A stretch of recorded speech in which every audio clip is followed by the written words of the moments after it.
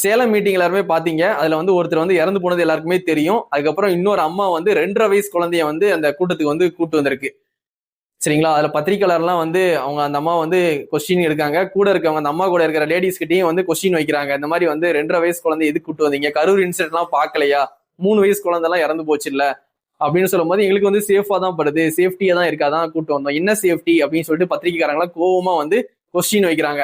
அதுக்கு கூட இருக்க பொண்ணுக்கெல்லாம் வந்து இந்த மாதிரி வந்து சேஃப்டி எல்லாம் முக்கியம் இல்ல, எங்களுக்கு விஜயனை தான் முக்கியம்னு சொல்லிட்டு அந்த பொண்ணு சொல்லுது. அதுக்கப்புறம் வந்து உங்களுக்கு மனசாட்சி இல்லையா?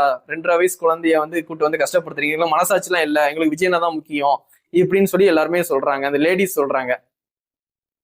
சரி, விஜயனை ரொம்ப முக்கியமாவே இருக்கட்டும். 2.5 வயசு குழந்தை வந்து அந்த வெயில்ல எப்படிதான் இருக்கும்? ஏதாவது வாய் திறந்து பேசக்கூட முடியாது.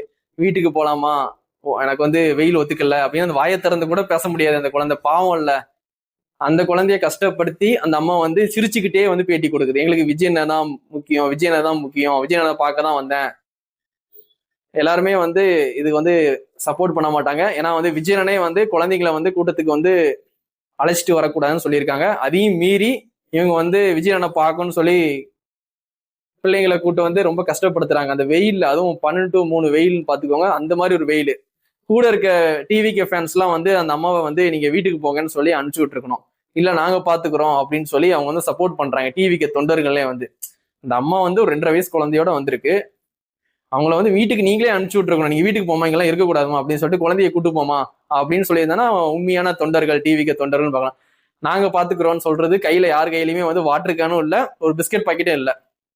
சொல்றவங்க கூட இருக்கவங்க சொல்றவங்க கிட்டயே வந்து ஒரு வாட்டர் கேன் இல்ல. அடிக்கிற வெயில்ல அவங்க குடிக்கிறதுக்கே தண்ணி இல்ல. அப்ப அந்த குழந்தைங்களுக்கு குடுக்கிறதுக்கு தண்ணி எங்கிறது போயிட்டு? தண்ணி எல்லாம் ரெடி பண்ணிடலாம், இருந்தாலும் சொல்றவங்க கையில கூட ஒரு வாட்டர் கேன் இல்ல. அவங்க வந்து ஃபர்ஸ்ட் வந்து அந்த குழந்தைய வந்து அனுப்பிச்சு விட்டுருக்கணும் அந்த அம்மாவோட. இப்ப குழந்தையோட வந்து ஏதாவது ஆயிடுச்சுன்னா வந்து பணம் கிடைக்குதுன்னு வராங்களான்னு தெரியல. இப்ப குழந்தையோட மீட்டிங் போவோம், ஏதாவது நடந்துச்சுன்னா வந்து ஒரு 10 லட்சம் கொடுப்பாங்க, அதுல வந்து செட்டில் ஆயிடலாம், இன்னொரு குழந்தைய பெத்துக்கலாம், அந்த ஒரு மைண்ட் செட்ல வராங்களா இல்லையான்னு தெரியல. எல்லாருமே வந்து அந்த அம்மா வந்து திட்டதான் செய்யறாங்க, ட்ரோல் பண்ணதான் செய்யறாங்க. இதுக்கு வந்து டிவிக்கு தொண்டர்களும் வந்து சப்போர்ட் பண்ணி பேசினாங்க பாத்தீங்களா, அதையும் ட்ரோல் பண்ணிட்டு தான் இருக்காங்க. இது வந்து தப்பு தான். விஜயனே வந்து சொல்லியிருக்கணும் இந்த மாதிரி வந்து குழந்தைங்க, அது அண்ணன் சொல்லியிருக்காங்க.